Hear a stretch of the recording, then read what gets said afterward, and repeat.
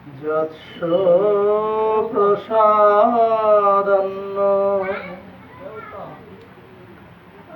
গতি কুতোপি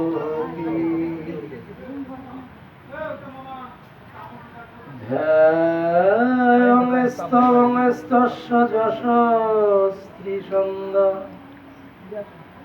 বন্দে গুরু শ্রীচরণা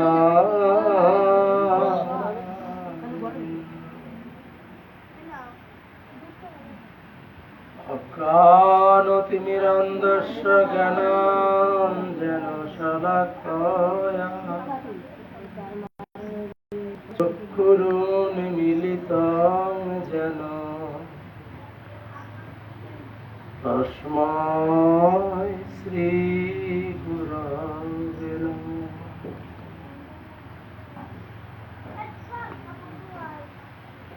গুরবে গৌরচন্দ্র শ্রীরাধিকায় তদলয়ে কৃষ্ণায় কৃষ্ণ ভক্তায় তদ্ভক্তায় নমো নমঃ। শ্রী গৌরাঙ্গ নিত্যানন্দ শ্রী অদ্বৈত চন্দ্র গদাধর শ্রীবাসাদি আমার গৌর ভক্তবৃন্দ। শ্রীকৃষ্ণ চৈতন্য প্রভু নিত্যানন্দ হরে কৃষ্ণ হরে রাম শ্রী রাধে গোবিন্দ।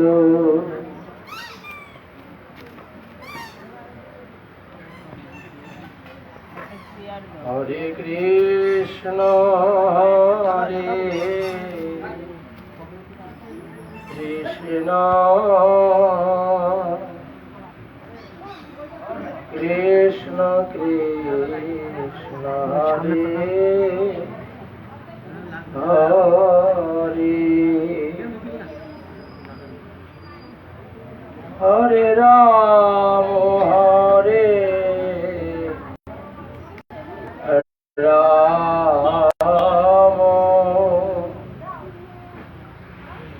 রাম রাম হরে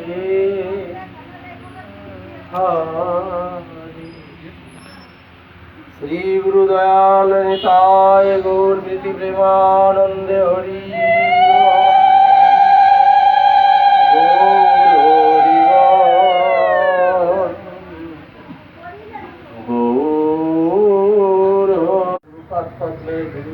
আত্মার কল্যাণে ভাগবতী অনুষ্ঠান, ভক্ত সেবার অনুষ্ঠান। এই মহতী অনুষ্ঠানে সমাবেত সজ্জন বাবা ও মায়েরা আমার সর্বপ্রথমেই অধমের প্রণাম গ্রহণ করি।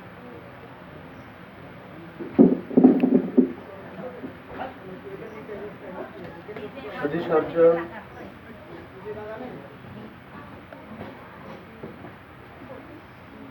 যার বিদেহী আত্মার কল্যাণে আজকের এই অঙ্গনে এই ভাগবতী অনুষ্ঠান, তিনি আচার্যপাদ শ্রী শ্রী 108 বাসুদেব দাস মহারাজজি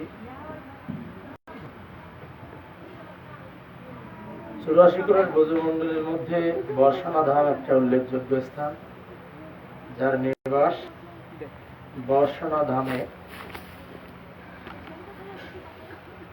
এবং তিনি সেখানেই দেহ রেখেছেন।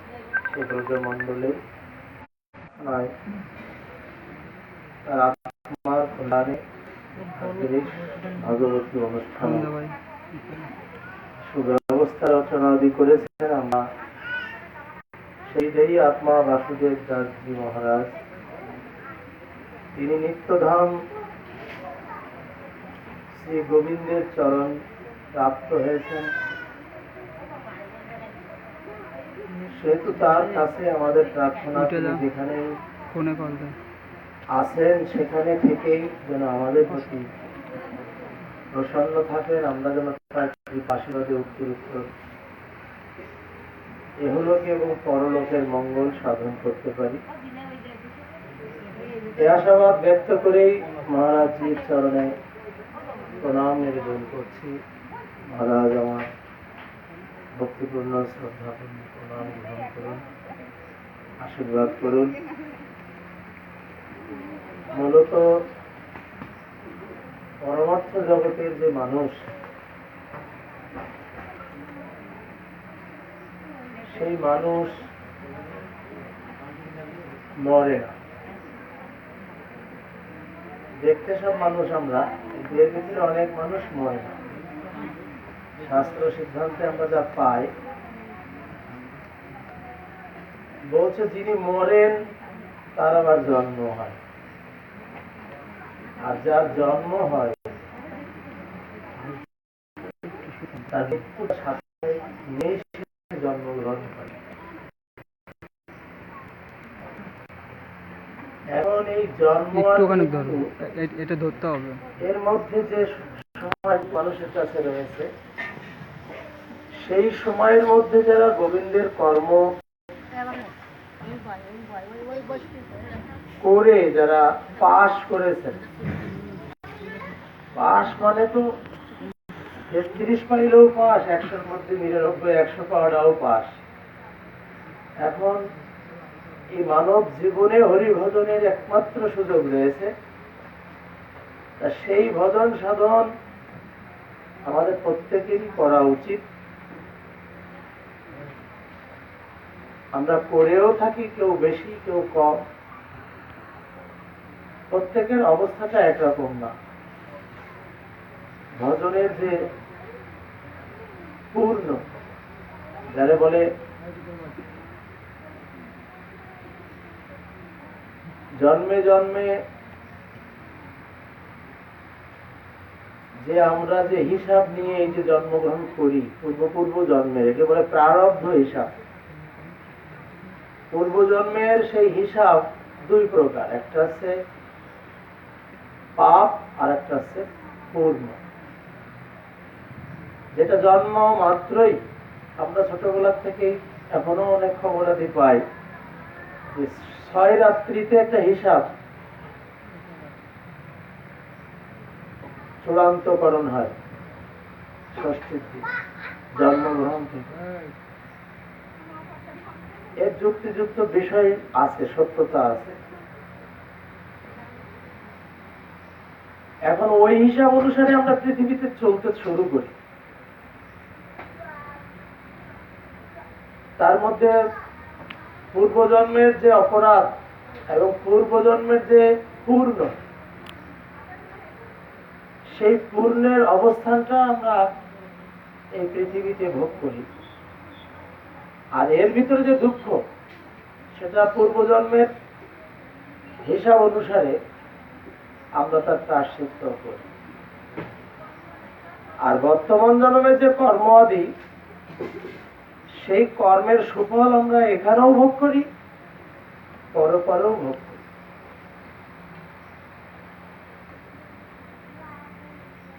এখন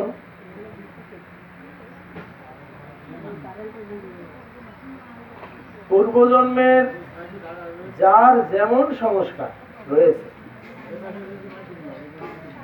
সেই সংস্কার, যেমন গীতাতে আছে বহুনাং জন্ম নামন্ত, শ্লোকটি বলছে বহু জন্মের সুকৃতির ফলে বাসুদেবই যে সমস্ত, এই বুদ্ধি দৃঢ় হয়।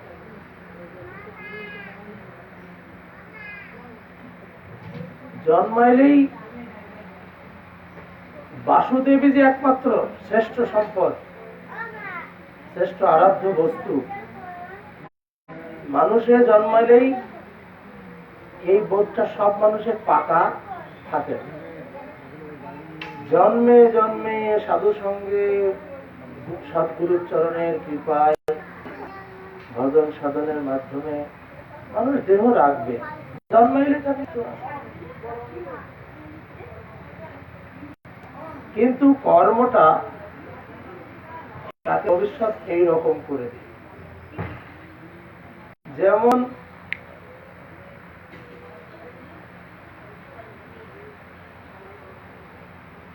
আমাদের প্রহ্লাদ মহারাজ, ধ্রুব মহারাজ, প্রহ্লাদ মহারাজ তো জানেন আপনারা যে ওষুধ জনিতে তার জন্ম, মায়ের গর্ভে সেখানেই আছেন। সংস্কারের জায়গাটা শুধু জন্মানোর পরে না, তার জন্মটা প্রথমত গর্ভেই হয়, ভূমিষ্ঠ হওয়াটাকে জন্ম। এই যে গর্ভে যখনই আসে, আসার আগের থেকে একটা প্রস্তুতি পর্ব আছে। ভাগবতে এসব বিষয়ে সুন্দর 2টি অধ্যায় আছে। প্রহ্লাদ চরিত্রটা ঠিক সেখান থেকেই মেলে, যে যার মাধ্যমেই গর্ভে সন্তান আসুক, সে অসুর হোক আর দেবতা হোক, দেবতার মাধ্যমে সন্তান আসলেও যে সে দেবতায় আবার দেবতা তৈরি হবে এমন কোনো কথা না। পাত্র, যে পাত্রে উনি এসে গেছেন, সেই পাত্রের জীবন আদর্শটা তার এই সন্তানের ভিতরে যুক্ত হবে। তার কয়দূর গর্ভে অসুর সন্তান ছিল, কিন্তু সংস্কার হয়েছে, গর্ভের থেকে সংস্কার হয়ে গেছে। বাইরে এসে সংস্কারের আর জরুরি লক্ষ্য করা যায় না। কিভাবে সংস্কার হয়েছে? সাধুর নিকটে বাস করেছেন, সাধুর মুখে হরি কথা শুনেছেন, গর্ভধারিণী মা। মা যদি খায় তাহলে ওই শিশুর খাওয়া হয়ে যায়, মার যদি জ্বর হয় তা শিশুর জ্বর হয়। এইরূপ ভাবে মা যদি হরি কথা শোনে, হরি অধরামৃত প্রসাদ পায়, সাধু দর্শন করে, তার পুণ্য তার শরীরের মধ্যে যিনি আছেন বা যা কিছু আছে তারাও সেই গুণ সম্পন্ন হয়। এইরূপ ভাবে এই পৃথিবীতে মানুষ জন্মানো, গর্ভে আসার থেকেই মহাত্মা হয়ে ভূমিষ্ঠ হতে পারে, আবার ভূমিষ্ঠ হওয়ার পরেও মহাত্মায় রূপান্তরিত হতে পারে। বলে ভূমিষ্ঠ হওয়ার আগেও সাধুগুরু বৈষ্ণবের কৃপা, আর ভূমিষ্ঠ হওয়ার পরেও সাধুগুরু বৈষ্ণবের কৃপা। সাধুগুরু বৈষ্ণবের কৃপা ছাড়া কোন রকমেই এই পৃথিবীতে মহা মানুষে পরিণত সে হতে পারে, উন্নত আসনে সে পৌঁছাতে পারে না। তাই গুরু বৈষ্ণব, আজকে গুরুদেবকে ঘিরে এই অঙ্গনের অনুষ্ঠান। এ জগতে অনেক রকম বিচারের মানুষ আছে, তারা নানান রকম বিচার করেন, মন্তব্য করেন। অনেকে মনে করেন যে গুরু হোক বলো, গোবিন্দ বলো, সবই আমার মাতা পিতা। কথা একেবারে অযৌক্তিক নয়, তবে তার মধ্যেও কিছু জানার বোঝার বিষয় আছে। আজকে সেই বিষয়ে আলোচনাটা হবে, গুরুতত্ত্ব।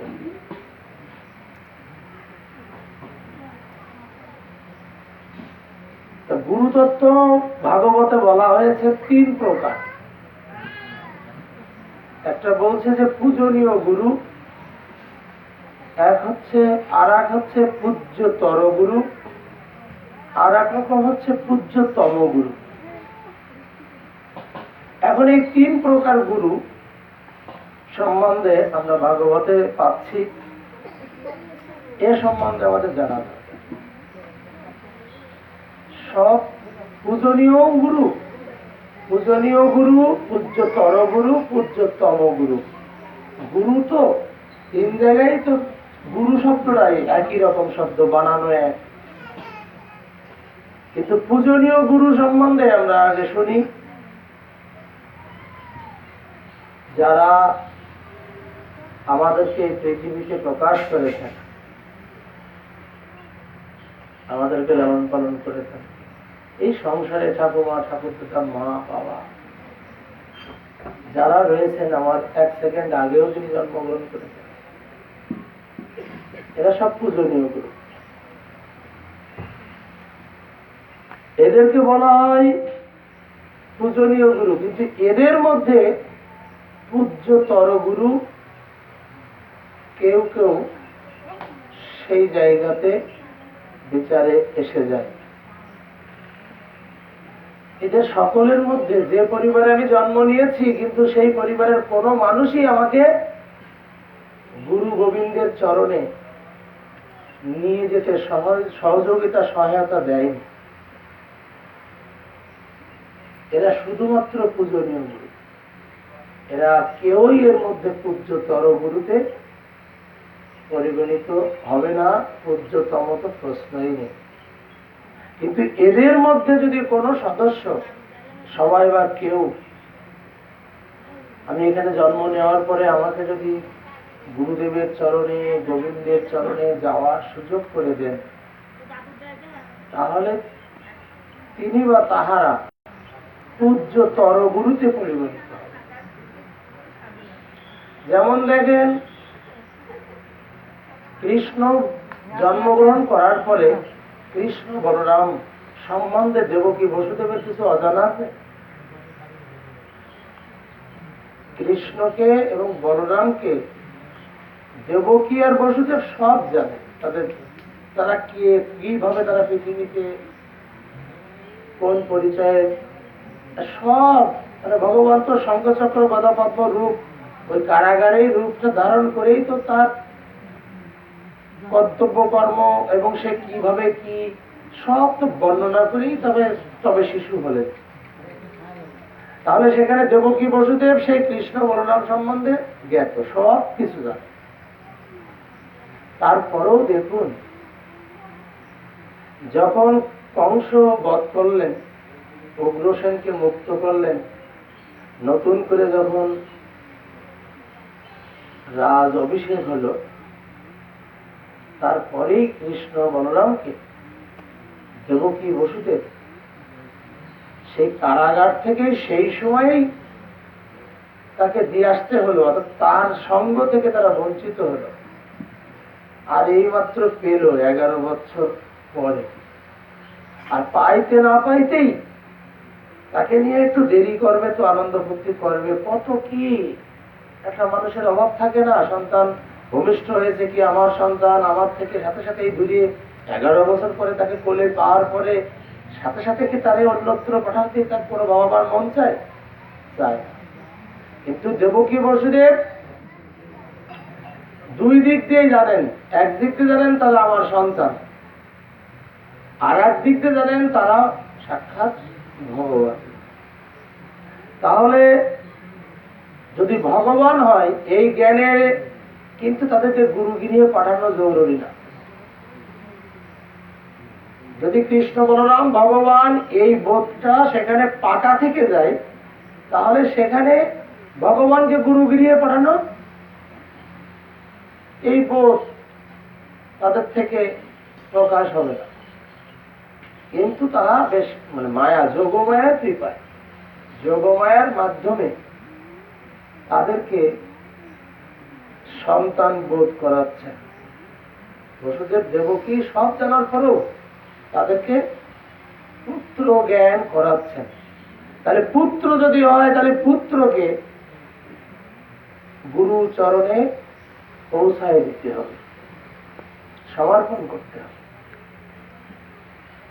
হারানো ধন, কত কষ্ট, কত সাধনার পর এই পেল মাত্র, আর সাথে সাথেই কৃষ্ণ বলরামকে সেই অবন্তিপুর সন্দীপী মুনির আশ্রমে পৌঁছানোর ব্যবস্থা করে দিলেন, রওনা করে দিলেন। এটা পিতামাতার কাজ। আমরা যেখানে জন্মগ্রহণ করেছি, সেই মূলত প্রথম পরিচয় পিতামাতা, মাতা পিতা। তারা সন্তানের জন্য এই 11 বছর পরে কৃষ্ণ বলরামকে ঘিরে যে দায়িত্ব পালন করতে আমরা দেখলাম, শুধু এখান থেকে না, কয়েদূর থেকে শিক্ষাটা নিতে হবে, বুঝে বা না বুঝে। যদি ওইখান থেকে আমরা যারা মা বা বাবা হওয়ার স্বপ্ন দেখব, তারা যদি ওইখান থেকে শুরু করে, তাহলে ভূমিষ্ঠ হওয়ার পরে তাকে কোল ছাড়া যদি সে নাও পারে, তবু তিনি অমরত্ব নিয়েই পৃথিবীতে বিচরণ করেন। জন্মাইলেই মৃত্যু আর মরিলেই জন্ম, এর ভিতরে আর একটা বিষয় রয়েছে, সেই বিষয়টার মধ্যে আমরা আসছি। কারণ এই পৃথিবীতে জন্মগ্রহণ করার পরে যদি আপনি সাধন শুরু করেন, তাহলে আপনাকে সাধন সিদ্ধ হওয়ার পরে আপনি অমরত্ব পাবেন। আপনাকে অমরত্ব পাওয়া মানে অস্ত্র দিয়েও আপনাকে ছেদন করতে পারবেন না। কোন পৃথিবীর কোন শক্তি নেই যে অস্ত্র শক্তি দ্বারা তাকে নিধন করতে পারবে। সব শক্তি ব্যাহত হবে।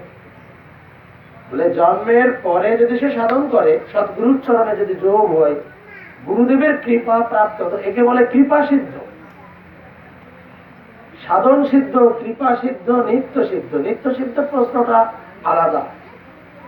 ভগবান যখন আসেন, ভগবানের নিত্য ধাম থেকে যাদেরকে নিয়ে আসেন, মানুষের মতো সব, কিন্তু তারা মানুষ না, তারা ভগবানের সে নিত্য ধামে নিত্য পার্শ্বদ, এদেরকে বলে নিত্য সিদ্ধা বা নিত্য সিদ্ধ। আর দুই প্রকার আছে, সাধন সিদ্ধা আর কৃপা সিদ্ধা।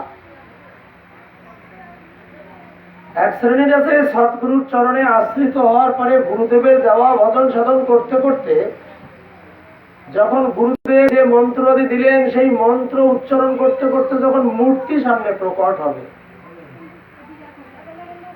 সেই মূর্তির সাথে যখন তার মিলন হবে, এই হলো সাধন সিদ্ধ। আর এক আছে কৃপা সিদ্ধ। সেই কৃপাটা যখন গুরু বৈষ্ণব কাউকে বিশেষভাবে বিশেষ কৃপা করবেন। বিশেষ কৃপাটা কেমন, আমরা এই রামকৃষ্ণদেব আর গিরিশ ঘোষের চরিত্রটা একটু শুনলে বুঝতে পারব। গিরিশ ঘোষ নেশা করে, এটা শুধু তার পরিচয় না, তার ভালো পরিচয়টা হচ্ছে তিনি গৌরাঙ্গ লীলা নাটক নিজে লেখে এবং প্রতিদিন রাত্রিতে সেই নাটক থিয়েটার পরিচয়ে শ্রোতাদেরকে দর্শন করায়।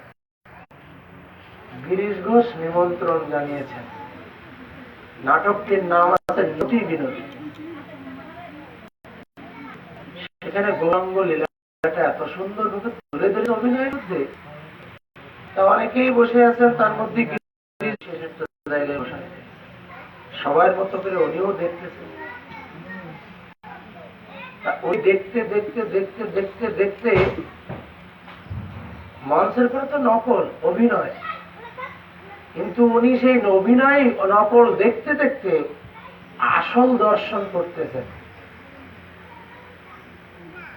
যেমন দেখেন, আমরা সিনেমার পর্দায় বা টিভির পর্দায় এমন এমন কিছু অভিনয় দেখি যাতে আমাদের ক্রোধ প্রকাশ পায় শরীরে, আবার আমরা দুঃখ অনুভব করি না, কিন্তু কষ্ট আমরা সেখান থেকে অনুভব করি। আসলে সেখানে কষ্ট বা সুখ পাওয়ার মতন ওই পর্দার মধ্যে নেই। কিন্তু আমাদের যে বিবেক, আমাদের যে চেতনা, ওইটা দেখতে দেখতে দেখতে যেন মনে হয় যে আমরা আসল কিছু দেখে ফেলেছি। তখনই ওই রকম কিছু মন যখনই হয়, তখনই আমাদের সুখ এবং দুঃখ এই শরীরে যুক্ত হয়। তা রামকৃষ্ণদেব ওই নটি বিনোদিনী ছবিটা গৌরাঙ্গ লীলা দেখতে দেখতে দেখতে দেখতে দিয়েছিস, মানে দেখতেছিলাম তো অভিনয়, এখন তো দেখতেছি আমার সাক্ষাৎ শ্রী গৌর সুন্দর।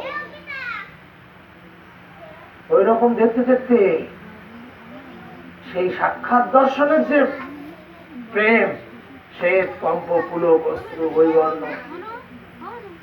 সাধন সিদ্ধ, বিভিন্ন ভাবে সাধন সিদ্ধ হবে। শুনতে শুনতে যদি শরীরের ভিতরে ওই সাত্বিক লক্ষণগুলো যুক্ত হয়, গ্রন্থে আছে ৬টি লক্ষণ যদি একটা মানুষ শরীরে একসাথে প্রকাশ হয়, তাহলে ওই সাধন সিদ্ধ হয়ে গেল। তখন তার নেত্র যেখানেই পড়বে সেখানেই তার ইষ্ট মূর্তি দর্শন করতে পারবে। এখন শরীরে হঠাৎ পশম শিউরে উঠেছে, এটা একটা লক্ষণ। কম্প, পুলক, পুলক মানে পশম শিউরে ওঠা, শীত মানে শীতকাল, পৌষ মাস, কঠিন শীত, অথচ বিন্দু বিন্দু ঘর্ম, এরকম লক্ষণ আছে। অশ্রু, শ্বেত কম্প, অশ্রু, পুলক, বৈবর্ণ। প্রথম অবস্থায় যেমন দেখবেন যারা নাম গায়, আসরে যখন ওঠে তখন একরকম একটা ভাব, স্বাদ। কিন্তু যদি নামের মধ্যে যদি কোনো গায়ক একবার ডুবে যায়, তখন কিন্তু তার রূপের পরিবর্তন হয়। একটা প্রেমের রূপ, সমস্ত লক্ষণ, সব লক্ষণ না হোক, একটা দুটো লক্ষণ যখন তার শরীরে যোগ হয়, তখন তাকে দেখে মানুষ আর বসে থাকতে পারে না। তাকে দেখে সব উন্মাদিনীর মতন ছুটে ছুটে তার চরণে দিয়ে পড়ার চেষ্টা করে। এইরূপ ভাবে ৬টা লক্ষণ যখন একটা মানুষের শরীরে উদয় হয়, একটা একটা করে যোগ হতে হতে, তখন ওই মানুষ সাধন সিদ্ধ হয়। তখন তার যেখানেই দৃষ্টি পড়ে, যত্র যত্র নেত্র পড়ে, তত্র তত্র কৃষ্ণ স্ফুরণ হয়। এইভাবে সাধন সিদ্ধ শুনছিলাম। আর কৃপা সিদ্ধটা শুনছিলাম যে গিরিশ ঘোষ ওই ঘটনার পরে রামকৃষ্ণদেব তার প্রতি প্রসন্ন হয়ে তাকে পরামর্শ দিতে, গিরিশ তুই যে এত সুন্দর লিখিস, এত সুন্দর অভিনয় করাস, যা বড় সুখ হয় গো, তা তোর জন্যে আমার কিছু মনে চাই, তোকে কিছু দিতে পারতাম যদি। হ্যাঁ ঠাকুর, তুমি যাও, আমার জন্য তোমার যেটা ইচ্ছা ভালো। তো বলে তোকে একটু ভজন সাধন করতে। তখন গিরিশ ঘোষ বলছে যে ঠাকুর, কখন ভজন সাধন করবো? সারা রাত এই থিয়েটার আদি নিয়ে ব্যস্ত থাকি, ভোর হতে না হতেই তখন একটা শরীরে ঘুম আসে, বেলা 12টা পর্যন্ত বিছানায় থাকি। তারপরে আড়ামোড়া মারে স্নান ট্যান করে খাওয়া দাওয়া করে 2-2:30 বাজে। 2-2:30 বাজার পরে আবার লিখতে বসি। লিখতে লিখতে সন্ধ্যা আগত হয়, আবার তোড়জোড়, মানে সে মঞ্চে যা উপহার আজকে হবে তাই নিয়ে আবার ব্যস্ত হয়ে যাই। ঠাকুর তুমি বলো, আমি এই যে তালে আসি, তার মধ্যে যে আবার একটু নেশাও করি, তা তো বলতেছে না। নেশা করার পরে আবার একটু কেমন হয়ে যায়। ঠাকুর আমার কখন কি, কোনো সময় আছে কি? তা তুমি যখন আমায় এত ভালোবাসো, ভালো আগেও বাসতো, কিন্তু এই নটি বিনোদিনী ছবি দেখার পরে ঠাকুর একেবারেই ভালোবেসেছেন। এটা কৃপা সিদ্ধার লক্ষণ। এই যে কৃপা সিদ্ধার ব্যাখ্যা দিচ্ছিলাম, সিদ্ধ মানে আপনি ভজন সাধন করতে পারছেন না, কিন্তু যিনি আপনাকে ভজন সাধন করতে বলছেন তাকে আপনি মানেন, তার প্রতি শ্রদ্ধা ভক্তি একেবারে অটুট। এবার তিনি যদি আপনার কোনো ব্যবহারে যদি প্রসন্ন হন, তাহলে তার আশীর্বাদে আপনার অনেক কিছু সম্ভব। কোন সাধন সিদ্ধ ব্যক্তি, অর্থাৎ ভজন সাধন করতে করতে যারা ওইরকম নিরন্তর সেই কৃষ্ণ স্ফুরণ হয়, সে সাত্বিক লক্ষণযুক্ত ব্যক্তিদের আশীর্বাদে জীবের অনেক কল্যাণ সাধিত হয়। এদেরকে বলে সিদ্ধ। সিদ্ধ শব্দের ব্যাখ্যাটা এমন যে সহজভাবে যেগুলো বললে বেশি ভালো লাগবে। যারা আগুনে গেলেও এদেরকে আগুন স্পর্শ করে, যেমন সীতাকে আগুনের মধ্যে পাঠানো হয়েছিল, কিন্তু সীতার কোনো কিছুই ক্ষতি হয়নি। ইষ্ট ভজনে ইষ্টে নিষ্ঠা, সীতার যে ইষ্টে নিষ্ঠা, পতিব্রতা রমণী, এই যে সিদ্ধ ভূমিতে উনি বিচরণ করেন, ওনাকে বিশাল অগ্নিকুণ্ডের মধ্যে ফেলে দিলেও ওনার শরীরে যেমন আগুন, তার দায়িকা শক্তি যেমন কার্যকর করতে পারেননি, ওই সিদ্ধ মহাত্মা ভজনানন্দী, ওই যে 6 গুণ সম্পূর্ণ, সাত্বিক গুণ সম্পূর্ণ ব্যক্তি, জলের পথ হেঁটে যাবেন, তা ডুবে যাবেন না। এক জায়গায় অবস্থান করে অন্য আর এক জায়গায় অবস্থান করতে পারবেন। এক জায়গায় আছেন, অন্য আর এক জায়গায় জরুরি, কেউ একজন খুব বিপদে পড়ে বা বিশেষ কারণে তিনি তাকে আশা করতেছেন, সিদ্ধ মহাত্মারা অনেক জায়গায় অনেক প্রয়োজন মেটাতে পারবেন। গতকালকের একটা সুন্দর খবর বলি। আমার শ্রী গুরুদেব ডক্টর বিদুষ চন্দ্র দেব, আমি আমার এই 25 বছরে আমি এই মতে, এই পথে সর্বোচ্চ সুখের দিন গেছে আমার গতকাল, এই 25 বছরের মধ্যে। তুমি শ্যামানন্দকে চেনো না, যে সেদিন গেলে আজ প্রায়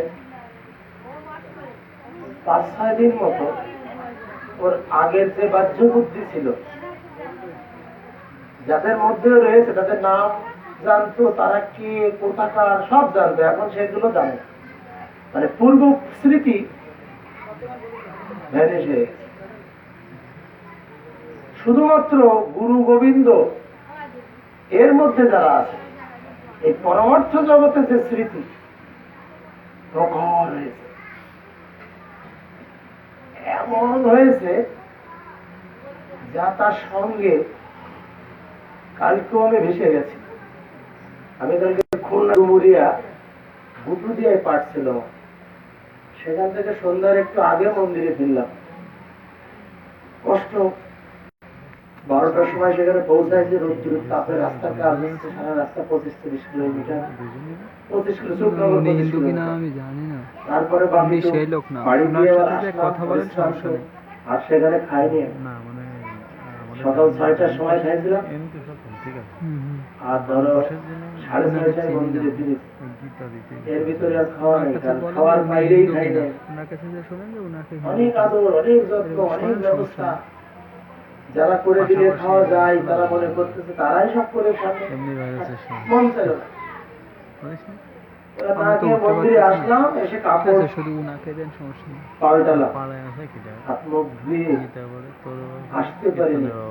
আমি আসা মাত্রই শ্যামানন্দ আমার এক দূরে, যে আমি যাওয়ার পরে ডক্টর বিদুষ দেব চন্দ্র ওকে সাক্ষাৎ দর্শন দিচ্ছেন আজ 2-3 দিন ধরে, এবং আমার অবর্তমানে ওর সঙ্গ করতেছেন। ও প্রকাশ্যে দেখতেছেন, ওর সাথে ঠিক একজন আরেকজনের সাথে যেমন প্রকাশ্যে আমরা সঙ্গ করি, ও তাই দেখতেছে, এবং ওকে পরমার্থ জ্ঞান তত্ত্ব আস্বাদন করাচ্ছেন। কখনো কখনো গুরুদেব ওরে জোর করে নিয়ে ব্যাসাসনে বসায় ওরে দিয়ে হরিকথা বলাচ্ছেন। এবার আমি ওই অবস্থায় আসার সাথে সাথে আমার পাওয়া মাত্রই আবার গুরুদেব ওরে বলেছে, তোমার বাবা আসলে আমি তোমাকে যে আস্বাদন দিলাম এগুলো সব তাকে সুন্দর করে আস্বাদন দেবে। 25 বছর আগে যার দর্শন পাওয়া মাত্রই আমার পূর্ব সময়ের, তার পূর্ব সময়ের যে নকশা সব অন্ধকার হয়ে গেল, নতুন একটা মানসিকতা তৈরি হলো, আর তৈরি হওয়া মাত্রই সেই সময়কালেই তাকে আমি হারালাম। আমি ডক্টর বিদুষ চন্দ্রের চরণে যেদিনকে পৌঁছালাম, উত্থান একাদশীর সন্ধ্যা গোধূলি লগ্নে, গুরুতত্ত্বের মধ্যে বলছি, জয়পুরে গেছিলাম অসুস্থ শুনে, গোধূলি লগ্নে তার দর্শন লাভ করলাম, প্রাপ্ত হলাম। সেই থেকে পরের দিন ছিলাম, তারপরের দিন চলে আসলাম। এই সঙ্গের মধ্য দিয়ে জীবনটা পরিবর্তন হয়ে গেল। মানসিকতা পরিবর্তন মানে জীবন পরিবর্তন। তারপরে তাকে প্রার্থনা করলাম মনিরামপুরে আসার জন্য। আমি ছোট্ট একটা মানুষ, যে দাবিতে আসতে বলছি সে দাবিটা না বলা যায় না। উনি স্বীকার করলেন, অতি অসুস্থ আসলেন, এসে অনুষ্ঠানটা শেষ করেই আমাকে কোলের কাছে নিয়ে কিছু সৎ পরামর্শ আদি দিয়ে ভবিষ্যৎবাণী করে উনি দেহ রাখলেন।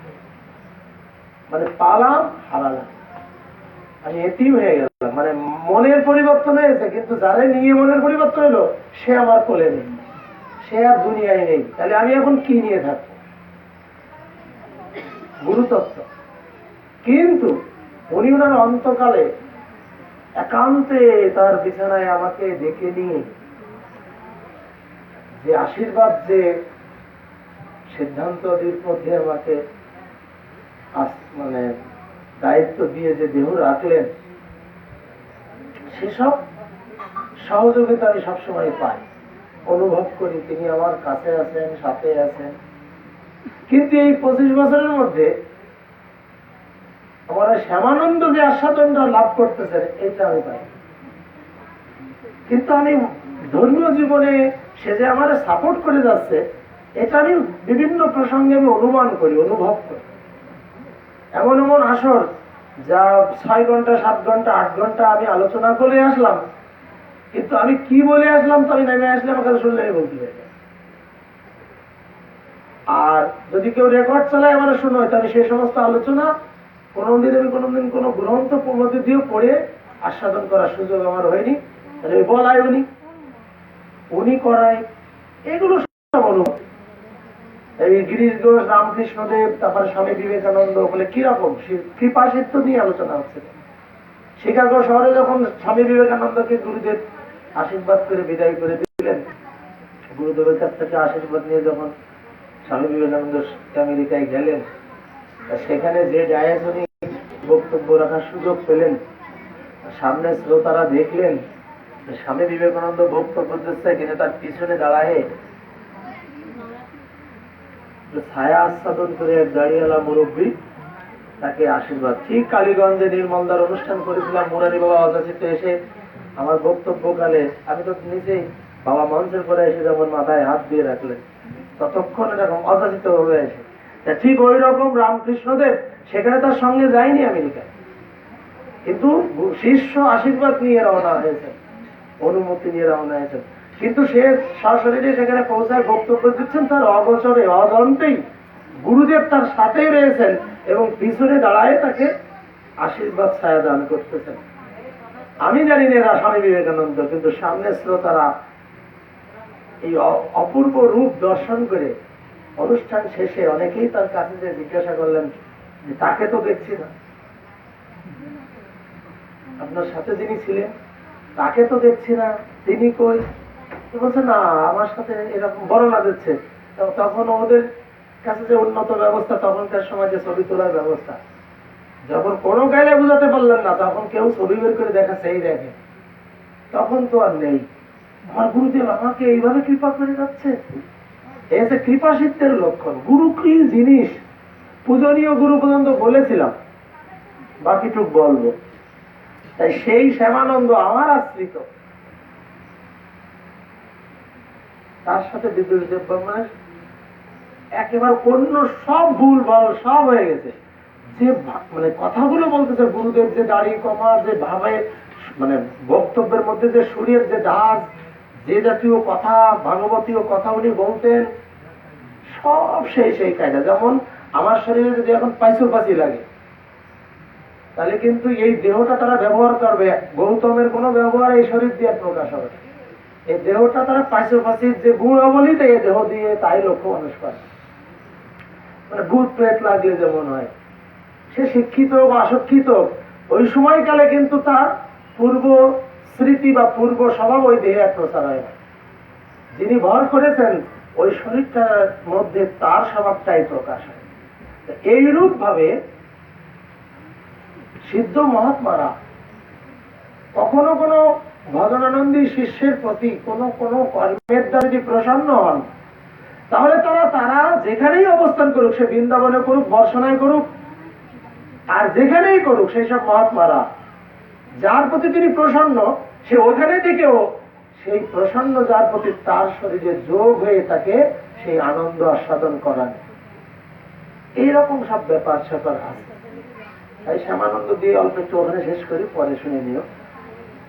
আমি ওই অবস্থায় হাত মুখ ধুতে যেতে পারিনি, শুধু কাপড়টা খুলে আমি গামছাটা পরে, আমার তো স্বভাব সাথে সাথে তোমার সাথে বাঁধলো, আমি হাত মুখ দিই। কিন্তু ও বলতেছে, বাবা বাবা, দাদু দাদু দাদু, তোমার সাথে অনেক কথা। আমি আবার বলছি, কেন, কি হয়েছে? রোগের দরজায় বসে তখন আমি তো কয়েকদিন ধরে খেয়াল করতেছি একটু অন্য লক্ষণে, আমি ওরে মূল্যায়ন করলাম। যারা 3 ঘন্টা আমাকে আমার ইহলোকে মঙ্গল, আমার কোথায় ভুল, আমার জীবন চলার যে সিদ্ধান্ত যেগুলো ভালো সেগুলো না, যেখানে যেখানে আমি মন্দ সিদ্ধান্তে ভুল সিদ্ধান্তে আছি সেই সব বিষয়গুলো বলতেছে ওর মুখ দিয়ে। আর আমি তো শিউরে উঠতেছি, এ তো জগতের কেউ জানে না আমি কি ভাবতেছি, আমি কি করতেছি, কার সাথে কথা বলতেছি। এই সমস্ত সংস্কারমূলক আলোচনা, আর আমি সেই বিষয়ে সংস্কার হওয়ার পরে আমাকে কিভাবে চলতে হবে সে দিক নির্দেশনা। পাশে এসে যারা আছে আমার, তারা শুনতেছে, কিন্তু আমি তো আসল রোগী। আমার তো প্রত্যেকটা কথা যে আমার মঙ্গলের জন্য ওর শরীরে আশ্রয় করে যে আমাকে ভাগবতীয় তত্ত্ব দিয়ে যে আমাকে তৈরি করতেছেন, সংস্কার করতেছেন, সেটা আমি তো রন্ধ্রে রন্ধ্রে বুঝতে পারছি। এইরূপ সিদ্ধ মহাত্মারা এই দেহে এখন নেই। তিনি 1996 সালে উত্থান একাদশী, উৎপন্ন একাদশীর দিন সকালে দেহরে গেছেন। 25 বছর পরে আমি এই যে মাঝে ঘোষণা করেছিলাম না, মদন মোহনের 14ই বৈশাখের পরের দিন আমি একবারে চলে যাব, সেই সব বিষয়ে উনি খুব ফেডা, এই দেশ ছাড়তে নিষেধ করতেন। দেশের মানুষের জন্য নিজেকে আরো নিবেদিত এবং গৌর গৌর গৌর নিত্যানন্দ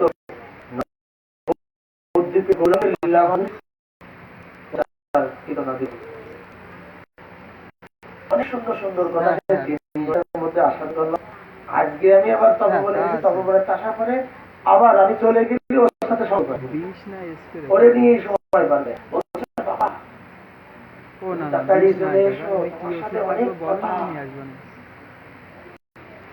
আবার গেলে না হলে 2-5 ঘন্টা মন্দির এখন বাইরে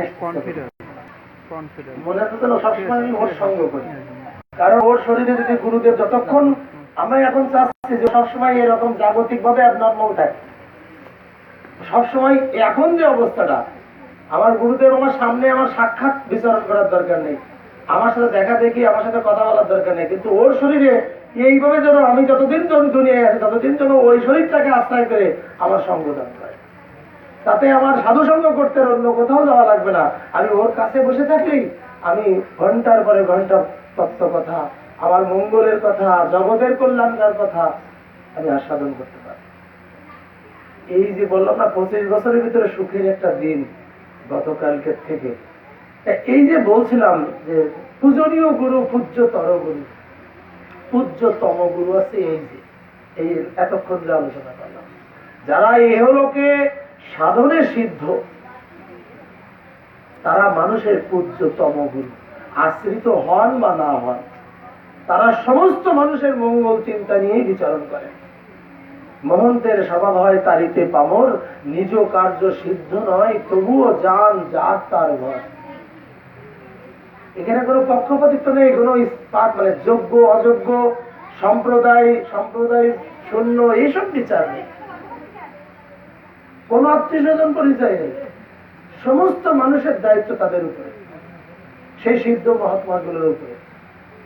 মহাপ্রভু সনাতনকে বললেন না, সনাতন যখন মহাপ্রভুকে বুঝেছেন, মহাপ্রভুর চরণে যখন পৌঁছাতে সমর্থ হয়েছেন সবকিছু উপেক্ষা করে, আর মহাপ্রভু যখন সেই আগন্তুক সনাতনকে যখন লেহন আদর চুম্বন আদি করছেন, নানাবিধ এরকম ব্যবহার করাতে সনাতন নিজেকে চিন্তা করছেন যে আমাকে এত কিছু এরকম করছে, আসলে আমি কি, আমাকে একটু জানতে হবে।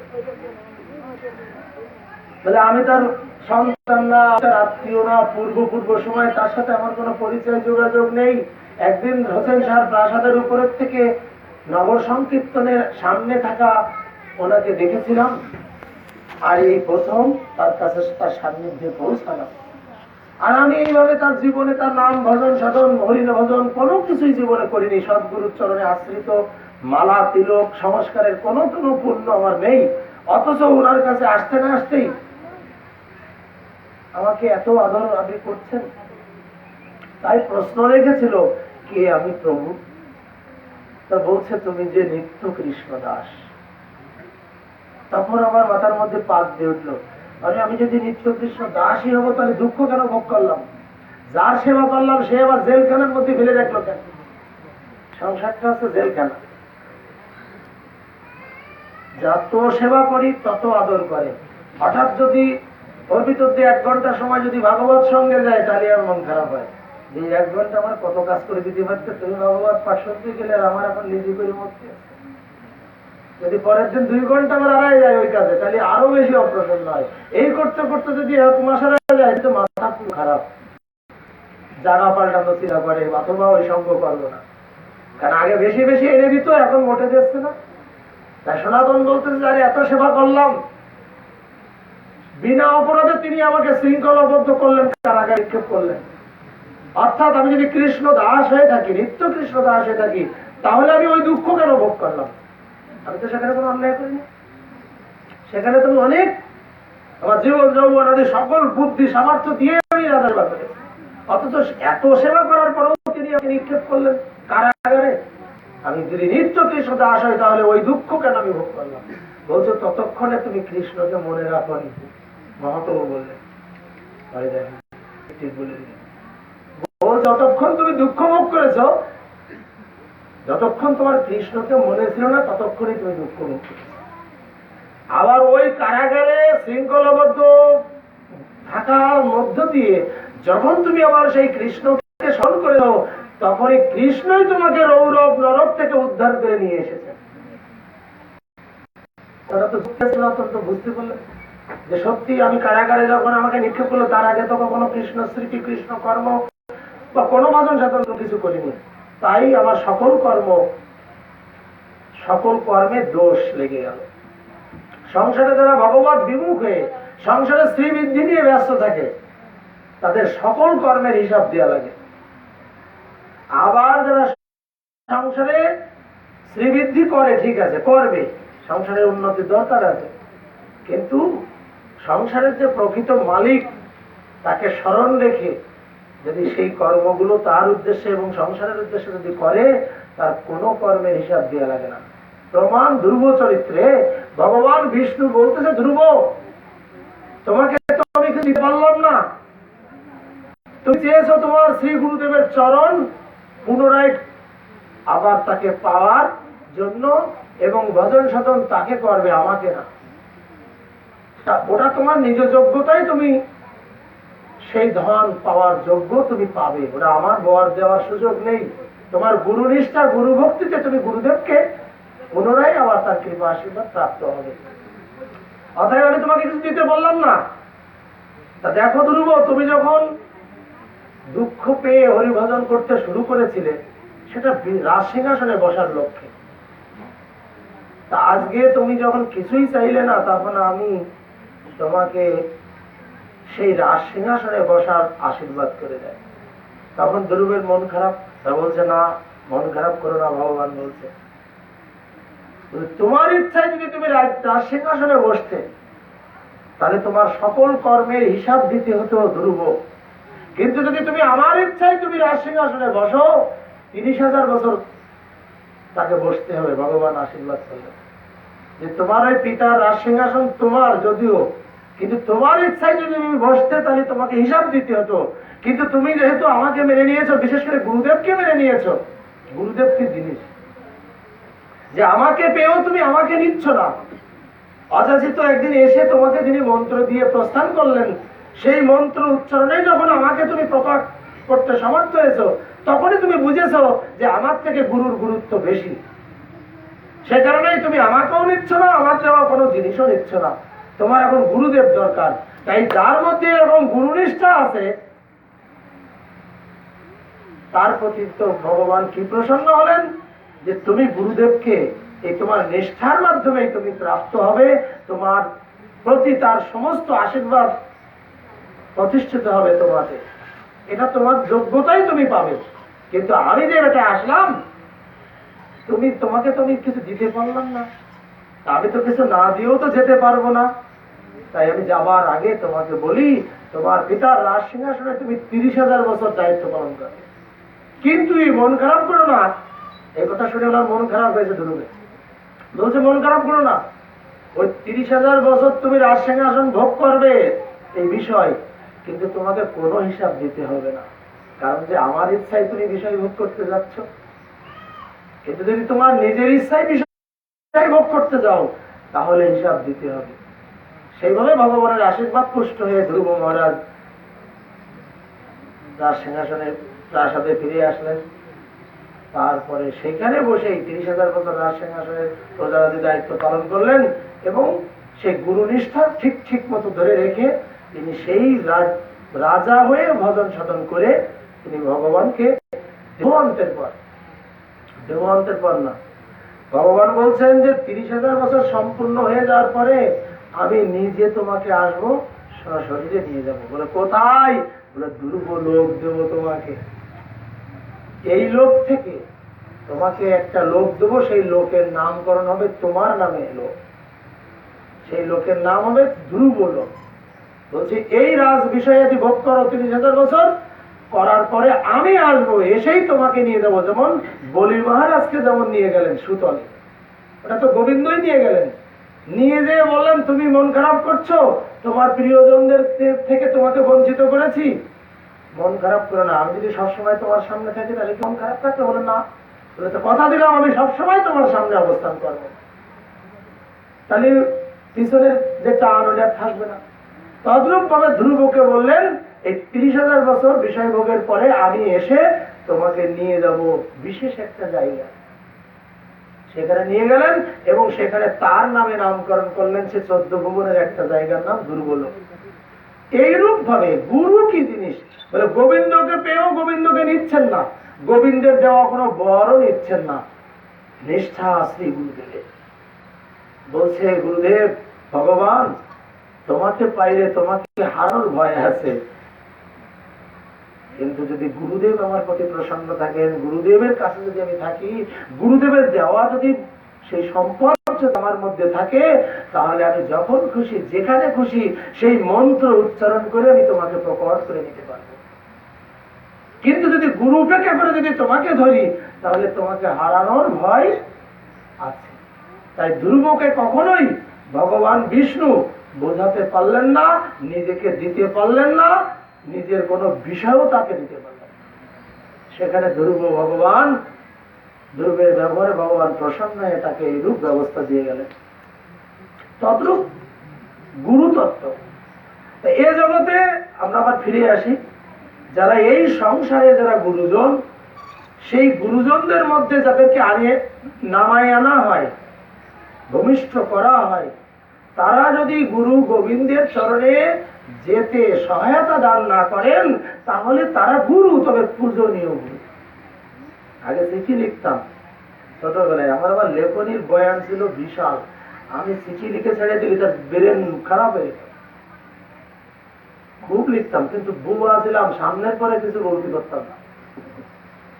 তার প্রথমে লিখতাম পূজনীয় মাসিমা কি মা কি বাবা, এরকম লিখতে হতো না, পূজনীয়।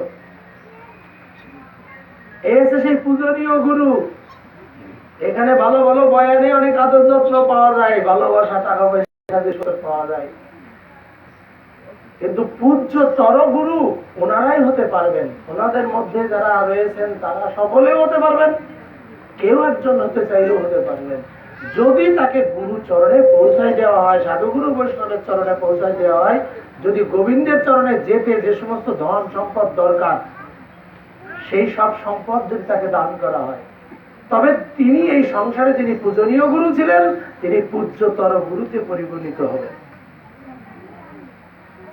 এনারা কেউ সিদ্ধ মহাত্মা না, তথাপিও উনি পূজ্যতর গুরু মর্যাদা পাবেন। আর পূজ্যতম গুরু, আগে যে কথা বলছিলাম, যিনি এ জগতে জন্মগ্রহণের পরে সাধন করে সিদ্ধ হয়েছেন, সাধন করে সিদ্ধ হয়েছেন, একে বলে সাধন সিদ্ধ। এই সমস্ত সাধন সিদ্ধ মহাত্মাগণ যখন জীবের দ্বারে দ্বারে বেড়ায়, যেমন চৈতন্য মহাপ্রভু, রূপসনাতনাদি মহাপ্রভুর পার্শ্বদগণ, আরে এদেরকে মানুষ, সাধারণ বিষয়ী মানুষ, সংসারী মানুষ, এদেরকে যখনই দর্শন করেছেন তখনই তাদের মধ্যে বৈরাগ্য উদয় হয়েছে, তখনই অনেকেই সংসার থেকে তাদের পিছনে পিছনে চলে গেছে।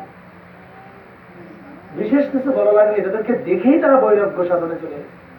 মহাপ্রভু যখন বিভিন্ন দেশে যখন বিচারণাদি করতেন, মহাপ্রভু কাউকে বলেছে যে তুমি আসো, বৈরাগী হয়ে যাও, সংসার ত্যাগ করো। এই কলঙ্ক কিন্তু মহাপ্রভুর জীবনে নেই। তিনি বিচরণ করেছেন হরিনাম আশ্রয়। তাকে দর্শন করে শুধু রূপসনাতন তো সেই কেস, প্রাসাদের উপরে শুধু একটু দেখেছিল, রাজা হাত ধরে নিয়ে আতঙ্কে নিয়ে গেছেন, দেখো তো এরা কি আমাদেরকে আক্রমণ করতে আসছে, এটা রাজার ভাবনা। আর এরা দুই ভাই তাকে দেখে বলল, তার পিছনে লক্ষ লোক বিনা বেতনের ধাই, তাদের নেতার অন্তর্করণ আমার আপনার মতন নয়। আপনি নিশ্চিত থাকতে পারেন যে ওনার দ্বারা বা উহাদের দ্বারা আপনার রাজ্যের কোনো অমঙ্গল হবে না। রাজা শান্ত হয়ে চলে গেলেন। এরা যা বলতো রাজা বিশ্বাস করত, দাসেরদের মতো। বেশ নিরাপদ রাজা চলে গেলেন। কিন্তু ওরা দুই ভাই দাঁড়ায় ওই অপরূপ গৌর সুন্দর নিত্যানন্দ অদ্বৈত গদাধর শিবাসাদী পার্শ্বদেরকে দাঁড়ায় দাঁড়ায় দর্শন করতে লাগলেন। ওই যে দর্শনে পবিত্র করো, এ তোমার গুণ। জীবনের, স্বভাবের, মনের সবকিছু পরিবর্তন হয়ে গেল এক দর্শনে। এটা হচ্ছে সাধন সিদ্ধ। এইরকম সাধন সিদ্ধ ব্যক্তির সঙ্গ করতে তো বলেছেন, কিন্তু সঙ্গও জরুরি না, দর্শন হলেই কমপ্লিট। এই আমি কত ঘোর বিষয় না। আমি যখন ধামে যাই, আমি একজন লোককে প্রচন্ড ভয় পাই। সে আছে বিনোদ বিহারী দাস বাবাজি মহারাজ বর্ষানা, আমার জ্যাঠাগুরু। ওনার দর্শন মাত্রই আমার মানে পূর্ব যত বুদ্ধি অবস্থা, যে নকশা, যে ধারা, সব লোপ পায়।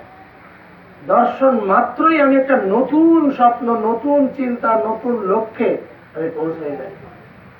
এই বিনোদ বাবা, এই যে কথা প্রসঙ্গে বলছিলাম, সিদ্ধ মহাত্মা এমন শক্তি সম্পূর্ণ যে তাদের কাছে সঙ্গ জরুরি না, দর্শন মাত্রই স্বভাবের পরিবর্তন হয়। ডক্টর বিদ্যুৎ চন্দ্রকে দেখে আমার তাই হইল।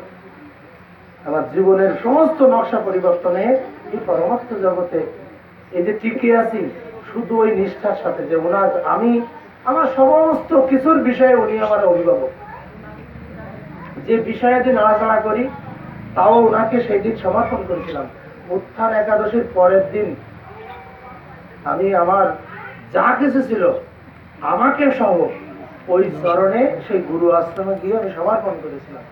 যার জন্য ওনার আজ্ঞায় আবার সেই সব বিষয়ে আমি দেখাশোনা করতাম। তবে ওনার দাস হয়ে এখনো করি, উনি করাচ্ছেন তাই করি। উনি বলেছিল, দেখো বাবা, তোমার মতন ব্যক্তি যদি ভিখারি হয়ে যায়, তাহলে আমাদের মতন ভিখারিদের না খেয়ে থাকতে হবে। তাই যার হাতে ভালো উন্নয়ন আছে তারা ভিখারি হোক, আমি চাই না। তবে বৈরাগ্য সাধনে তুমি সফল হও। তুমি বিষয়ের মধ্যে থেকে, পুণ্ডরিক বিদ্যানিধির নাই, বিষয়ের মধ্যে থেকে তোমার হরিভজনের যা কিছু আশীর্বাদ আমার থাকবে।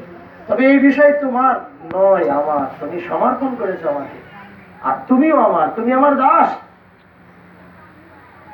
তুমি যদি আমার দাস হও আর ওই বিষয় যদি আমার হয়, তাহলে আমার আজ্ঞায় ওই বিষয় রক্ষণাবেক্ষণ করো, পূর্ব গুণ সম্পূর্ণ যেমন ছিল ওইভাবে। তার যে উন্নয়ন, বছরে যত উন্নয়ন তা বললেন, তার 25% সৎ কাজে ব্যয় করে দেয়।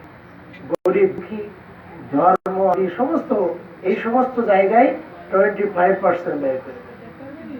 আর 25% সঞ্চয় করবে, আর 50% দৈনন্দিন জীবিকা নির্বাহের জন্য যে শখ আহ্লাদি, সেই 50% বরাদ্দ রাখবে। আসলে আর দেবে না। আসল শখ কিন্তু আমার। যেদিন আমি সমর্পণ করেছিলাম, আমি বাদে আমাকেও করেছিলাম, তা আমার মূল্য তো কিছুই নেই। তা সেই দিনই আমার অনুমানে 50 লাখ টাকার মতো সম্পত্তি আমার ভাগের ভাগ ছিল দুই ভাইয়ের মধ্যে। গাড়ির থেকে শুরু করে মার্কেট, জায়গা জমি আদি। আমি ওনাকে বললাম, আপনার চরণে আমাকে একটু আশ্রিত করে থাকার সুযোগ করে দেন। আমি জীবনে যতদিন বাঁচি আপনার চরণ সেবা করে, আপনার সেবা করতে করতে বেঁচে থাকতে চাই। তা উনি রাজি হচ্ছেন না। তখন বললাম, আমার যা কিছু আছে, বাচ্চা মানুষ তো, সরল মনে বলে ফেললাম, সবই আপনাকে সমর্পণ করে দিচ্ছি, আপনি একটু আপনার চরণে থাকার সুযোগ করে দিন। উনি প্রসন্ন হয়েছে, কিছুই নগদ নিয়ে নিলেন না, বলে ঠিক আছে আমি পেয়ে গেছি, তোমার যে শুদ্ধ অন্তঃকরণ আমি সব পেয়ে গেছি, তাহলে এখন তুমি আমার চরণে, আর তোমার বিষয়ও আমার।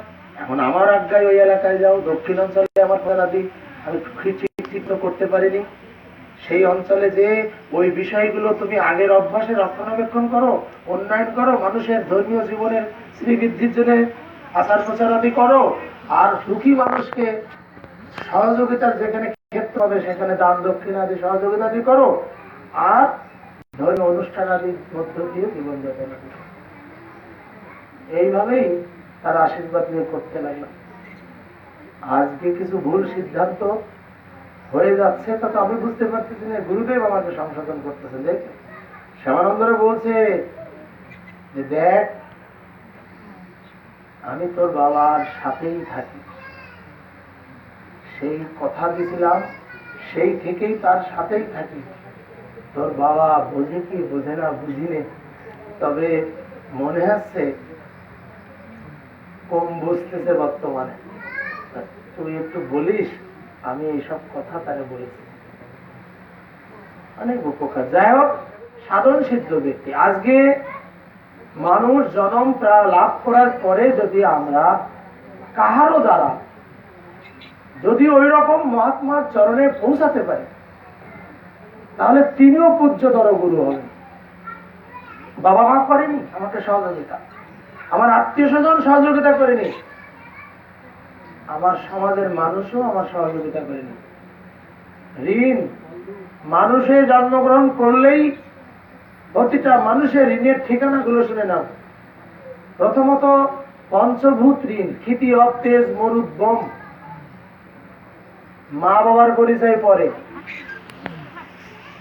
মা বাবার ডলিয়ে যদিও চেষ্টা করে, নিজেরা নিজেদেরকে যদি শেষ করে দিয়েও যদি চেষ্টা করে যে একটা সন্তান বানাবো, যদি এই পঞ্চভূতের একজনও মাইনাস থাকে তাহলেও সন্তান উৎপাদন করতে পারবে না। কারণ একটা সন্তানের শরীরের মধ্যে যে 5টা গুণ দিয়ে গড়া, সেটার মধ্যে মাটি আছে, জল আছে, বাতাস আছে, আগুন মানে তাপ আছে, শব্দ আছে।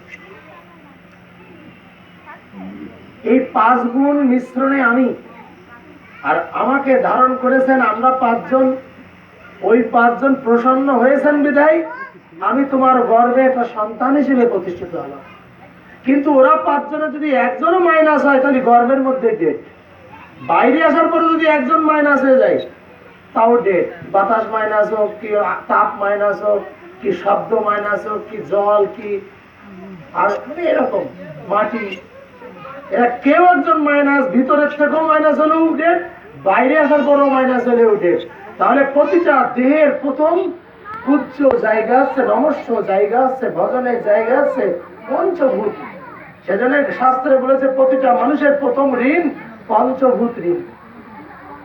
তারপরে দ্বিতীয় নম্বরে বলেছে মাতা ঋণ, পিতা ঋণ, মানে একসাথে, আগে মাতা আগে পিতা না। কালকে আমরা যখন শ্যামানন্দের কাছে যখন পাঠ শুনতেছি, আমি ওই বাচ্চাটার কাছে যার শরীরে বিদ্যুৎ চন্দ্র যোগ হয়েছে, তখন আমি সেই পাঠ শুনে সহ্য করতে না পেরে রমারে বলতেছি যে আমি এই আস্বাদন আমি একা করে আমি সুখ পাচ্ছি না, রেকর্ডিং করে রাখছি। তবে একটু দেরিতে রাধানাথরে বললাম, রাধানাথ জীবনে বড় লস হয়ে যাচ্ছে। গুরুদেবরে যখন বুঝলাম তখনই দেহ রাখলো, তার সঙ্গ করে তার কাছ থেকে কিছু বিশেষ কিছু এরকম নিতে পারেনি। আজকে 25 বছর পরে যে আস্বাদন দিচ্ছেন গুরুদেব, তারপরে 1-1.5 ঘন্টা লস। ওরা বললাম তুই একটু রেকর্ডিং এর ব্যবস্থা কর, ভিডিও সব রেকর্ডিং করে তোমরা পরে সেটা শুনে নিতে পারবে। এবার রমারে ফোন দিছি, মামনি তুমি কোথায়, বাসায় আসো, যদি মেলা ব্যস্ত না থাকো তাহলে এক্ষুনি আসো। একটা পারমার্থিক বিষয়, জরুরি একটা বিষয় আছে। রমা এসেও চোখ নাক সব ফুলে গেছে, সে আস্বাদন করতে করতে সে টপটপায় জল পড়তেছে। বিনয় আঁকাটা একটা মানুষ, আমার স্বামী তার কিছুক্ষণ আগে আমার খাবার দিতে আসছে প্রসাদ, সেও আঁকাটার মতন বসে এরকম চোখ নাক ফুলে গেছে, টপটপায় জল পড়তেছে। আর আমি তো নেই, আমার আস্বাদন তো সবার হচ্ছে একটু বেশি হবে, কারণ গুরুদেবের সঙ্গে তো দেখতে হবে। তো ওর ভিতর দিয়ে কথোপকথন কি যেন বলছিলাম, কোন প্রসঙ্গে যেন চরিত্র আসলো, মাতারিন পিতারিন, হ্যাঁ এবার মনে পড়েছে। এবার ওই আলোচনা আস্বাদন করার পরে ওজন একটু শক্ত হয়েছে, আস্বাদন করার পরে এবার বিনয় রমা চলে যাচ্ছে, তখন বিনয় আগে প্রণাম করতে আসছে আমার। তখন শ্যামানন্দ বিনয়ের উঠে দিয়ে বলছে, না আগে বিনয়ের উঠে দিল। আর বিনয় ওর কাছ থেকে যে আস্বাদন করেছে, ও এখন যা বলবে বিনয় তো তাই শুনবে, কারণ উনি তার সাধারণ চিন্তা করতেছে না। তা বিনয়ের আগে প্রণাম করতে দিল না, এই জন্য মাতারিন আগে পিতারিন পরে। তা বলছে না, আগে উনি প্রণাম করবে। বিনয় উঠে গেল, রমা প্রণাম করার পরে এবার বলছে এবার তুমি করো। বিশেষ একজন মাতা ওই দোষ সংশোধন করবে, এইরূপ ভাবে। আর আমি যতটুকু আগে গ্রন্থটি থেকে জেনেছি, জগতে পুরুষ দেহ আর নারী দেহ এই দুইয়ের মধ্যে এগিয়ে আছে নারী দেহ।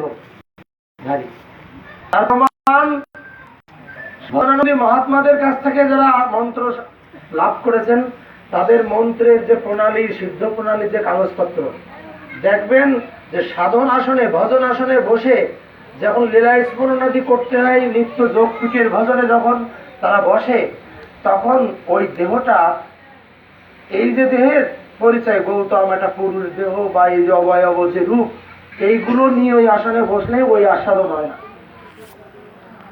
আমি যখন, আমাকেও দেওয়া হয়েছে সেটা, যখন ওই আসনে বসে ওই আস্বাদনে যখন ওই লীলায় যখন যোগ দিতে আমার মন হয়, এবং যোগ দিতে যে আচরণ আমি করতে শুরু করি, তার আগেই আমাকে 11 বছর 10 মাস, 11 বছর 5 মাস, না 11 বছর 5 মাস আমার বয়স দেখানো হয়েছে, না 10 বছর 5 মাস। গুণমালা মঞ্জুরি, তার রূপ অলংকার, শাড়ি, কুঞ্জ, সমস্ত কিছু সিদ্ধ প্রণালীতে লেখা।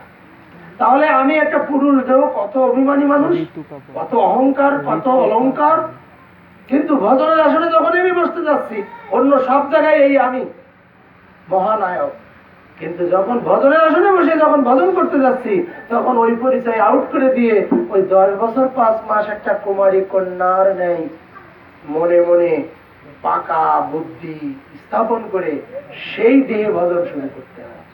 তাহলে একটা নারী, তাকে এই অভিনয় ওইখানে বসে করতে হয় না, এই চেষ্টা করতে হয় না, সে তো নারী হয়েই রয়েছে, শুধু বয়সটা কমায় বসলে হয়ে গেল।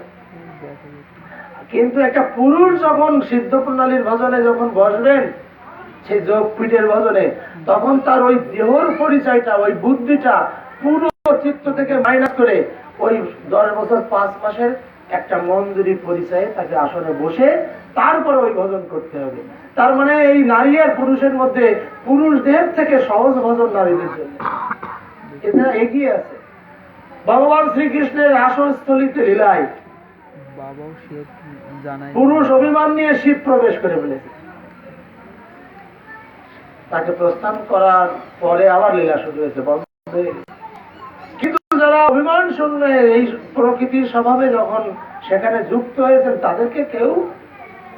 তাদের কাউকেও ভগবান প্রস্থানের জন্য বলেন। কিন্তু ওর মধ্যে যখন এই জগতের যে পরিচয় পুরুষ দেহের, সেই পরিচয় নিয়ে দেবাদিদেব মহাদেব সেরা শ্রেষ্ঠ বৈষ্ণব, কিন্তু ওই পরিচয়ে যখন ঢুকেছে, তখন সেই লীলায় তাকে অধিকার দেওয়া হয়নি। এবার ব্যাপারটা তো পরিষ্কার হয়েছে। অর্থাৎ পুরুষ দেহে পুরুষ পরিচয়ে নিত্য গোবিন্দের লীলায় অংশ নেওয়ার সুযোগ নেই। একমাত্র প্রকৃতি যতক্ষণ নিজেকে, আরে পুরুষ বলতেই তো গোবিন্দ, তা গোবিন্দের সন্নিধানে যদি একটা পুরুষ আসে, তাহলে কি মিলনে আনন্দ হবে? এই তুমি একটা পুরুষ, আমি একটা পুরুষ, আমার সাথে তুমি কেন মিলতে আসছো? এখানে তোমার কি বিশেষ কিছু আছে? তোমারও যা আছে আমারও তাই। তবে তোমার যা আছে আমার তা নেই, আমার যা আছে তোমার তা নেই। অর্থাৎ তুমিও অভাবী, আমিও অভাবী, আমার সাথে তোমার মিলন হতে পারে, এটা ঠিক আছে, তাহলে থাকো। অর্থাৎ পুরুষের সাথে মিলিত হতে হলে প্রকৃতি হতে হবে, তাহলে মাতা ঋণ পিতা ঋণ। এবার ব্যাপারটা বুঝেছেন? প্রত্যেকটা মানুষের যতগুলো ঋণ, পঞ্চ ঋণ, প্রথমে পঞ্চভূত ঋণ, 1 নম্বরে, 2 নম্বরে মাতা পিতা ঋণ, 3 নম্বরে সমাজ ঋণ। এই যে সমাজ, আমি যে ঘরে জন্মগ্রহণ করেছি তারা কেউ আমাকে গুরুচরণে নিয়ে যায়নি, যেতে সুযোগ করে দেয়নি, কিন্তু এই সমাজের কোন একটা মানুষ আমাকে এই সমস্ত বিষয়ে প্রেরণা দিয়েছেন, সহায়তা দিয়েছেন, যোগ করে দিয়েছেন। তাই এই ফ্যামিলির কেউ আমার পূজ্যতর গুরু হলো না, কিন্তু সমাজের যদি কারোর দ্বারা আমি এই উপকারটা পাই, তা সে যেই হোক সে আমার পূজ্যতর গুরু হবে। এইরূপ ব্যবস্থাটা গুরুতত্ত্বে রয়েছে। আর ওই যে এই গৃহের বা ওই অন্য গৃহের যিনি আমাকে এই সহযোগিতাটা দিলেন, এই পূজ্যতর গুরু কোথায় নিয়ে গেলেন? বলে একজন পূজ্যতম গুরু সাধন সিদ্ধ মহাত্মার চরণে আমাকে নিয়ে যোগ করে দিয়েছেন। ইনি হচ্ছেন পূজ্যতম গুরু। এই দুইয়ের মিলনে ইনি শিক্ষাগুরু, উনি দীক্ষাগুরু। এবার ব্যাপারটা বুঝেছেন? এই যারা সহায়তা করেন, দান করেন, এনারা এই জগতে শিক্ষাগুরু। শিক্ষাগুরু একাধিক হতে পারে, শতাধিক হতে পারে, সহস্রাধিক হতে পারে, কিন্তু মন্ত্রদাতা গুরু, দীক্ষা গুরু একজন হবেন। অবশ্যই তিনি গুরু তত্ত্বের মধ্যে যে 3টি তত্ত্ব, পূজনীয়, পূজ্যতর আর পূজ্যতম, অবশ্যই তিনি সাধন সিদ্ধ হবেন এবং পূজ্যতমই তিনি। আর এইরূপ সাধন সিদ্ধ ব্যক্তির চরণে যদি কারো মাধ্যমে বা নিজের কোন পূর্ব জন্মের বা এ জন্মের কোন পুণ্য ফলে যদি আমি পৌঁছাতে পারি, তাহলে ওই মানুষের আর চিন্তা নেই। সে যদি গিরিশ ঘোষের মতন ভূতাও হয়, তবুও যদি আমার প্রতি উনি কোনো ব্যবহারে যদি প্রসন্ন হন, কোনো ব্যবহারে, মন্দ মোবাইল গুলো ভালো করে দেওয়া কাজ আমার পলাশে, আর কোনো ব্যবহার নেই। মোবাইল ফাংশনের দায়িত্বটা পালন করতে, তাহলে আমি না শুধু আমাদের ইষ্টাপতি সবাই ওর প্রতি প্রসন্ন। তাহলে গুরুদেব যদি কোনো একটা বিষয়ে প্রসন্ন হন, যেমন গিরিশ ঘোষের প্রতি ওই থিয়েটার দেখে প্রসন্ন হয়েছে, তাই কি করলেন? যখনই বললেন ভজন সাধনের কথা, বলছে গুরুদেব আমি কখন করবো? তুমি তো সবই বোঝো, জানো আমি এইভাবে সময় পাওয়া যায়, তা তুমি যখন আমাকে এত ভালোবাসো, গুরুদেব আমার ভজনটা তুমিই করে দাও, আমার যা কিছু তুমি নাও, আর তোমার যা কিছু সব আমারে দাও। একে বলে কৃপা সিদ্ধ। এই যে সাধন সিদ্ধ ব্যক্তির চরণে যখন আমরা পৌঁছাই, পৌঁছানোর পরে যদি আমি অসমর্থ হই, উনি যদি আমার কোনো ব্যবহারে প্রসন্ন হন, তাহলে আর কোনো চিন্তা নেই, সে কৃপা সিদ্ধ হয়ে যাবে। সাধন সিদ্ধ তো অনেক ভজন সাধন করে সিদ্ধ হতে হয়, অনেক কষ্টকর ব্যাপার, কিন্তু যদি আমার কোনো ব্যবহারে যদি আমার ওই গুরুদেব যদি প্রসন্ন হয়ে যান, তাহলে তারও আর চিন্তা নেই। এই জগতে ভগবানের সেই রাসলীলায় 3 শ্রেণীর সিদ্ধ মহাত্মারা, সিদ্ধার্থীরা পৌঁছেছিলেন। একটা ওই রকম মহাত্মাদের আশীর্বাদ পুষ্ট সাধন সিদ্ধা, কৃপা সিদ্ধা আর নিত্য সিদ্ধা। ইহা ভিন্ন আর ভগবানের সাথে মিলিত কেউ হতে পারেননি, পারবেন না। সে কারণেই গুরুর গুরুত্ব যেখানে আছে, যার মধ্যে আছে তার সম্ভাবনা আছে, আর সেই গুরুদেবের গুরুত্ব যাদের মধ্যে নেই তাদের সম্ভাবনা নেই।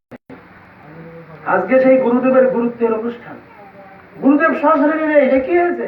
আরে প্রকৃত গুরু, এই যে আমি গুরুগিরি করি, কিন্তু আমার মন্ত্রের কাগজে আমার কোনো পরিচয় আছে? বলে আসলেই কোনো পরিচয় নেই। সেটা মন্ত্রের কাগজে 16 নম্বরে আমি গৌতম রাস্তা, সেই পরিচয় সেখানে সিদ্ধ প্রণালীতে 16 নম্বরে গুণমালা মন্দিরে ঢুকাই দেওয়া হয়েছিল, সেখানে ওই নাম নেই। তাহলে আমার অস্তিত্বই সেখানে নেই, কারণ প্রকৃত গুরু একজন, প্রকৃত গুরুই একজন। আর তার থেকে প্রকাশ রাধারানী, রাধারানীর থেকে প্রকাশ অষ্টসখী, অষ্টসখী থেকে প্রকাশ 64 মঞ্জুরি, মূল মিলায় 1 শক্তি। এরা সব গুরু, গোবিন্দও গুরু, রাধারানীও গুরু, অষ্টসখীও গুরু, 64 মঞ্জুরিও গুরু। এই 64 মঞ্জুরি মহাপ্রভুর লীলায় মহন্ত তারা। তাই এইবার মহাপ্রভু চৈতন্য চৈতন্যিত চৈতন্য ভাগবতে বলা হচ্ছে, বর্তমান সময়ে মহন্তের স্বভাব হয় তারিতে পাবন, যারা ওইখান থেকে, ওই আসল শক্তি থেকে যাদের উৎপত্তি। আমি আপনি বানাইনি। ওই কৃষ্ণ থেকে রাধা, রাধা থেকে অষ্টসখী, অষ্টসখী থেকে ৬৪ মন্দির বা মহন্ত, এরা আছে নিত্য গোবিন্দের থেকে প্রকাশ।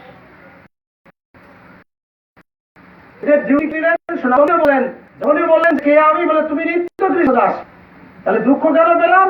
বললো যে কৃষ্ণ ভুলে সেই বহির্মুখ, মায়ারে দেয় সংসার দুঃখ। আর যতক্ষণ এই পৃথিবীতে থাকি তার মধ্যে যে সময়টুকু আমরা কৃষ্ণ ভুলে থাকি তখন আমরা দুঃখ ভোগ করি। ততক্ষণে আমাদের কৃষ্ণ স্মরণ ঠিক থাকে, তখন কোন দুঃখই আমাকে দিতে পারে না। বলছে এবার বুঝেছি প্রভু, তাহলে এখন আমি বোঝাবুঝি পাকা হয়েছে, এখন কি কর্তব্য তুমি বলে দাও। তখনই সনাতন প্রভু মহাপ্রভুর কাছে প্রার্থনা করলেন, আমার কি করণীয়? আমি কৃষ্ণ ভুলে যাওয়ার জন্য দুঃখ পেয়েছি, আমি যে নিত্য কৃষ্ণের দাস সেটাও বুঝেছি, কিন্তু কৃষ্ণ ভুলে দাস হওয়ার পর্যন্ত ভুলে যাই এই আমি। আমাকে শ্যামানন্দকে দিয়ে বলাচ্ছে তুমি ভেসে যাবে, তোর গুরুদেব ভেসে যাবে যদি এই সিদ্ধান্ত যদি সে অবমাননা করে। তুমি বুঝেছো আমার অবস্থাটা কি? আমি কালকে একটা বনক করে রেখা ধরেছি, 8টা বাজার সাথে সেট অফ, যাতে কেউ মানে কোনো ভাবে ডিস্টার্ব না করতে পারে। অনেক লোকের ঝামেলা করে, আমি ওই করে বেড়াইনি, কিন্তু আমার পাগল করে দেয়। গুরুদেবের ইঙ্গিতে বুঝতে পারতেছি আমি, আমাকে যে আজকে না, ছোটবেলার থেকেই মানুষ আমার পছন্দ করে। মানুষের পছন্দের তো একরকম না, অনেকেরই অনেক রকম রুচি। আমার নিয়ে কেউ বাবা বলে সুখী হয়, কেউ বন্ধু বলে সুখী হয়, কেউ প্রাণনাথ মনে করে সুখী হয়, কেউ সন্তান মনে করে সুখী হয়। আছে না মানুষের মধ্যে পছন্দ? তাই এখন এই সব শ্রেণীর আছে, তার মধ্যে কিছু শ্রেণী আছে আমার ডিস্টার্ব করে। এখন যখন তাদেরকে আমি যখন চিনি জানি, যখন একটু মূল্যায়ন করে ফেলেছি, তখন আমার তো ওই জাতীয় সম্বন্ধে মূল্যায়ন করাটা ঠিক না। গুরুদেব আমার বাঁচাচ্ছে, বলছে তোর বাবারা বলবি, ওর একেবারে স্পষ্ট না, ইঙ্গিত করে করে। আর আমি যে কোথায় আমার ব্যথা ইঙ্গিত আমি বুঝতে পারতেছি, এই তো এই রোগ সারার জন্য আমার এই সিগন্যাল দিল। সেট না অফ করলে মাথাতে যন্ত্রণা ফেরানো যাবে না, বুঝতে। আর নিজেও আর কোথাও খুব একটা যাবো না, বেশিরভাগই ঘরের মধ্যে থাকবো। আর ভগবানের কাছে প্রার্থনা করছি, গুরুদেব তুমি সবসময় শ্যামানন্দ শরীরে আমার যতগুলো স্টাফ আর কারোরই ডিস্টার্ব করে না, এই একটা শরীর ভর করে থাকো, আমি সবসময় ওরে নিয়ে এই সময় পালন করবো, সবসময় আমার গুরু সঙ্গ হবে। এরকম ভাবে আমাদের গুরুর গুরুত্ব দিতে হবে। গুরুর গুরুত্ব যে মানুষে নেই সে মানুষ। গুরুদেব নিজের সুখের জন্য কিছু বলবেন না, গুরুদেব তার সুখের জন্য বলেন, জগতের কল্যাণের জন্য বলেন। আমরা ওইরূপ ভাবে মনুষ্য জন্ম নিয়ে এই যে ঋণগুলো বলছিলাম, সমাজ ঋণ, তারপরে বলেছেন দেব ঋণ ৪র্থ নম্বর, ৫ম নম্বর আছে ঋষি ঋণ। একটা মানুষ কোন ভজন সাধন করে না, কিন্তু সে মানুষ অনেক বড় নায়ক, মন্ত্রী, প্রধানমন্ত্রী বা সে যেই হোক, কিন্তু তাকে মনে রাখতে হবে এই মানুষ পরিচয়ে জন্ম নেওয়ার সাথে সাথে 5টা ঋণ সেই মানুষের রয়েছে। কিন্তু ওই মানুষগুলোর মধ্যে যে মানুষ গুরুদেবে উৎসর্গিত তাদের আর কোনো ঋণ নেই, সব দায় মোর। গৌরাঙ্গ সুন্দর বলছেন, জগৎ যারে ছুঁড়ে ফেলে দিয়েছে, গৌরাঙ্গের পার্শ্বজন বলতেছে আমার গৌর হরি তারে কোলে তুলে নিয়েছে। বলছে বাপ আর যদি না করিস তা সব দায় মোর। আপনি মহা দিনাগ্রস্ত হয়ে যদি পিতামাতার চরণে একবার সারেন্ডার করেন যে বাবা রে তোমাদের অবাধ্য হয়ে আমি আমার জীবনের অনেক ভুল সিদ্ধান্তে আমি এই জর্জরিত, আমি চিরকালের জন্য সংশোধন হয়ে তোমার চরণে সারেন্ডার করলাম বাবা কি মা, আমি জীবনে আর তোমাদের অবাধ্য হবো না, তোমাদের পরামর্শ ছাড়া কোনো কাজে যাবো না, তোমরা এবারের মতো আমার উদ্ধার করো। বাবা মা কি সন্তানকে ফেলে দেবে? দেবে না। বলে ঋণী হলেও সন্তানকে রক্ষা করার চেষ্টা করবে, করবে না?